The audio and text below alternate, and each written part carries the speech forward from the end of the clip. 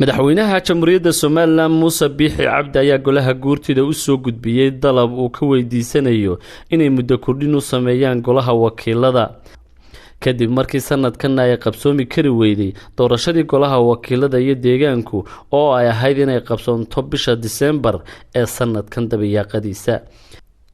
madaxweyne Biixi ayaa waxa uu golaha guurtida ka dalbaday inay waajibaadkooda dastuuriga ah ka gutaan kadib dib u dhac ku yimid doorashadii golaha wakiilada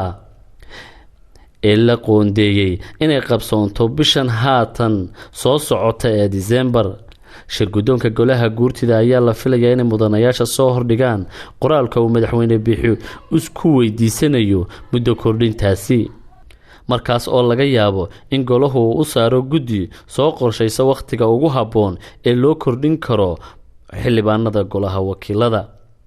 xildhibaanada golaha wakiilada ee markii lixaad loo kordhinayo ayaa la doortay sanadii 2005 waxaana muddo xileedkoodu ahaa 5 sanadood oo keliya.